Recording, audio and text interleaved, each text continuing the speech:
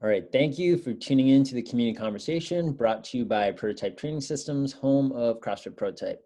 Sam and I are back with another nutrition episode to help provide you with some education and strategies to help you with your nutrition so you can live a normal social life. There's a lot of misinformation on nutrition, and we aim to provide you with some clarity. This week, we're going to talk about 5 ways to hit your protein targets. So Sam, just to start, probably a good idea to talk about why protein is important for our health, well-being, and our performance goals in the gym. Yeah, so most of the people listening to this, probably everyone listening to this or watching this, works out at the gym. So protein is super important for muscle recovery. We need it for muscle building, but we also need it for muscle recovery. Anytime we exercise at the gym, we are breaking down our muscle. And so we need the amino acids that we get from protein in our diet to rebuild that muscle, to get stronger, to get better, to get faster. Cool. All right. So I guess one of the reasons why protein is very difficult is it's not the most convenient thing. So that's what we're going to help you with today, guys, is how to be able to hit your protein targets and not make it a really hard, difficult, time-consuming task. So Sam, tip number 1, which I'm going to have you give some touch upon it more, is going to be preparing some protein in advance. Okay. And probably more ideal would be preparing leaner sources in advance so we can increase protein without increasing some of those other macronutrients. So what are some examples or some things that you do yourself, Sam, to prepare some protein in advance? Well, we definitely love leftovers in my household. Like you said, protein is not super convenient all the time. So we like batch cook, right? So like if we're on the grill, we'll grill up some chicken and maybe some burgers so that we already have everything made that we can have for 2, 3, maybe even 4 days, depending on what we've made. So like taking time to just like cook once and then eat more often than that, then you're already set, because cooking a piece of chicken can take 45 minutes, and not everyone has that time every single day to make protein. Prepping in advance would be a big thing like that, even if you don't prep the rest of the meal. Another thing would be just to buy things that are already pre-made, in the sense of like you can get deli turkey and get some good protein out of something like that. You can buy Greek yogurt and already have that you can just grab and go. So making things early on so that you don't have to worry about cooking like long, like time consuming proteins later. John, I know that you have some good examples of lean proteins that you cook on a regular basis. So definitely, I'm sure people would love to hear about that. Yeah, so I think just some of the ways that you guys can hit your protein without it being overly time consuming is also using the context of the day to help think about what you're going to do for your prep. If you're going to the beach for the day, it's Sunday, you typically do your prep on Sunday. You don't have a lot of time during the week to be doing your meal prep, then one thing that you could go ahead and do is utilize a crock pot. So a few different things that you could do for crock pot is, what you gave me this idea, Sam, and I made this last night, was just crock pot an entire batch of chicken breast, and then we just use like buffalo sauce. It's like, takes you 5 minutes because all you have to do is take it out of the package, put it in the crock pot, then you're just going to cook it on low for like 6 to 8 hours. So that is literally the easiest possible thing that you can do to be able to prep protein in advance that doesn't take you a lot of time. Now you could also go ahead, throw, like Sam said, chicken on the grill, things like that. We do chili sometimes in the crock pot or on the stove. Like meatballs are a great option, where you just go ahead and make a big batch of like turkey meatballs.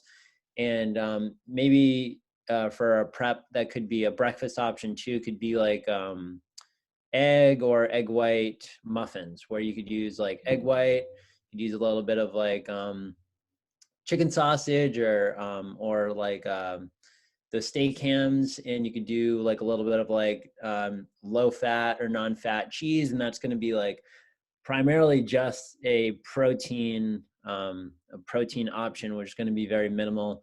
and some of the other things. Now you'd probably want to pair that with something else to be able to make it like a complete meal, or if you were just having it as a snack. But those are all things that you could go ahead, and if you're in a rush, those are all like easy ones to go ahead and to have like made in advance, because you're not gonna, if you're needing to add protein but you open the fridge and all you have is berries are great, but they're not going to be a good source of protein. So having some of those things in advance are going to be good ideas. So number 2 is going to be starting your day off with a high protein breakfast. Sam, you want to give us some examples of a high protein breakfast? Yeah, you just gave a great one of making little egg muffins with some kind of meat in it and maybe some cheese. Really, eggs are like probably the go-to high protein breakfast option for most people. Egg whites, of course, will have more protein in them, like calorie for calorie, than a full egg. So if you're really going for high protein, then like egg whites is your way to go. But you can also do something like cottage cheese or Greek yogurt, or making a smoothie with either of those 2 things in it. Theoretically, like you could have some cereal with like milk. It's just not as much protein as, say, some egg whites in an omelet or like a Greek yogurt. Yeah, John, what do you typically have for breakfast? What are some good breakfast ideas that you have that are high in protein? I do have cereal. So I do have cereal, but I do the kashi cereal, the cinnamon flavor, whatever. It has 14 grams of protein in the cereal, so it's a little bit of a higher protein cereal. And then with a cup of milk, it gives another 8 grams of protein, so it's a little over 20 there. But I work out early in the morning, so then after my workout, I have a protein shake. So that's how I kind of get, even though it's a higher carb meal, I turn that into like a high protein meal by having that protein shake kind of afterwards. Which we'll talk a little bit more about strategies for being able to not every meal having to be like this big giant plate of meat, but being able to think about your day as a whole. But that's what I personally do. Breakfast sandwiches I do for lunch all the time, where it's just simply like an English muffin or a bagel, which if you go with more of like a whole grain or whole wheat, like the type of bread you have, will typically have anywhere from like 6 to 10 grams of protein in it.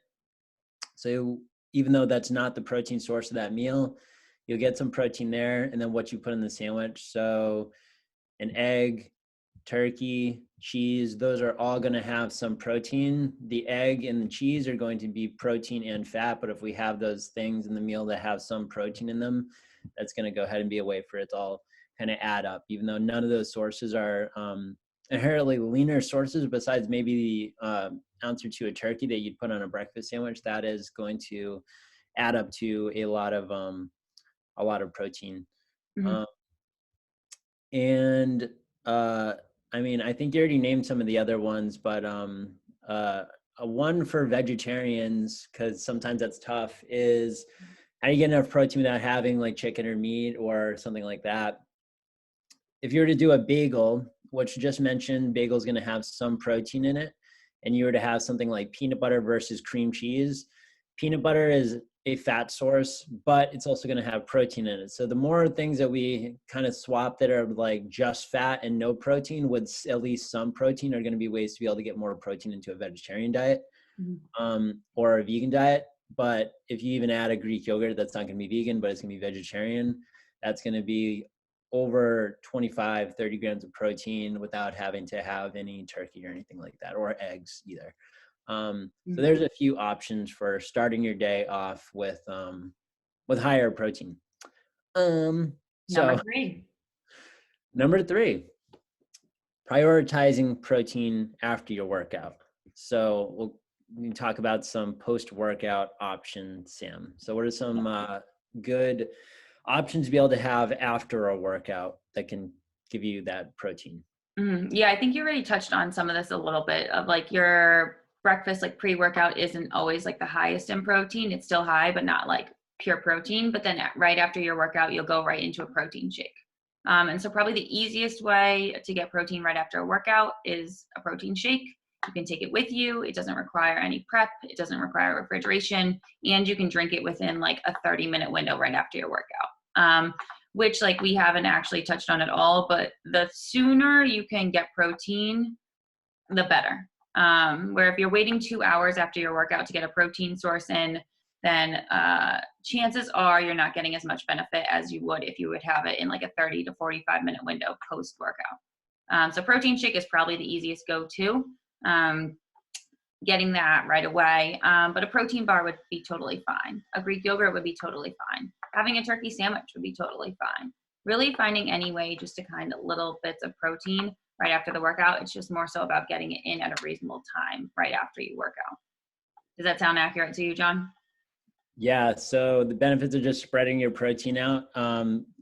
It's good to point out some myths is that your body can only absorb so much protein after a workout. So your body's going to absorb all the protein that you take in, but you're only going to get so much benefit from having so much at a time.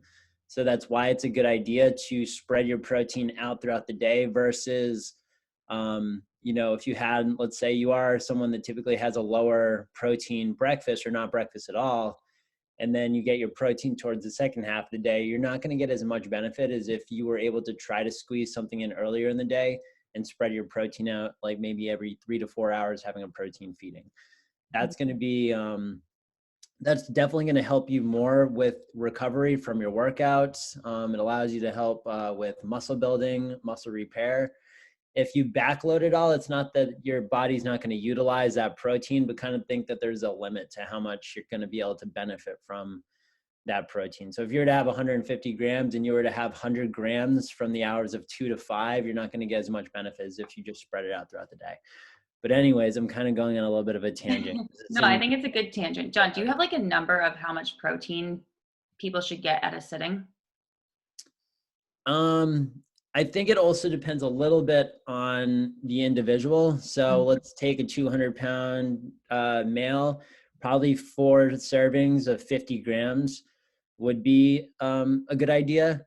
But if we were to have a female that's 120 pounds, then you want to get 3/4 to your body weight in grams of protein. So spreading it out in the 4 servings kind of in relation to your size is a good goal. So if you are aiming for 100 grams for the day, then 25 grams would probably be a good target to aim for in like 4 servings. If you're, have more muscle mass in your body, you're probably going to want to have a little bit more in a serving, just for the fact that it's going to be hard to hit if you would have to have it even more often if you were having like 20 grams. But I think the upper limits is somewhere around 40. So anywhere from like 20 to 40 grams is usually kind of where we want to fall. But that's kind of on average. So that kind of leads us into number 4, with like an easy way to spread this out throughout the day. John, what's number 4? Snacking on protein options you like.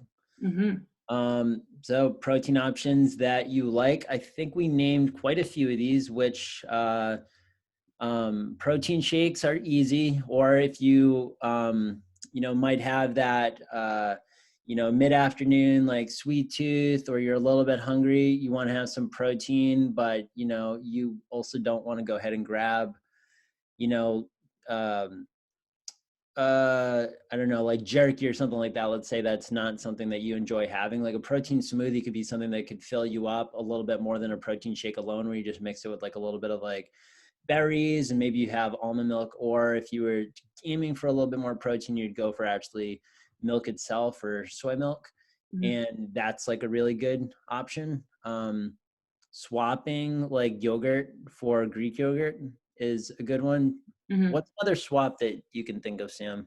Well, I think protein bars is like the first thing I think of, where it's like there's just a million bars out there in the world and they all kind of have different utilities. So like a Cliff Bar is something that I see people have a lot, but a Cliff Bar has like 2 grams of protein in it versus something like the Cliff Builders option is going to have closer to 30 grams of protein.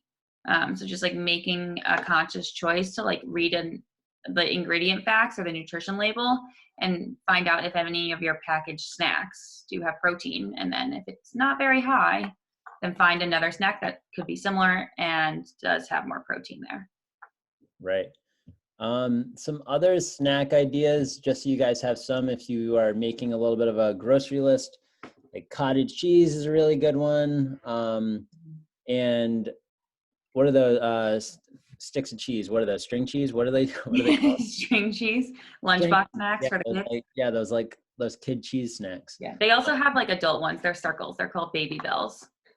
They have the those applesauce things now too, right? Where they're like they're not applesauce, but you know what I'm Oh, the talking about? squeeze pouches. Yeah, like this Fuel for Fire is like one of the brands that I can think of. Mm-hmm. It's like it's like protein yogurt in a squeeze tube.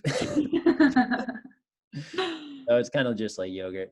But anyways, if you have any ideas or things that you guys do, like shoot us a message so we can go ahead and add some more to the list, because we're always looking for other creative snack options that are easy.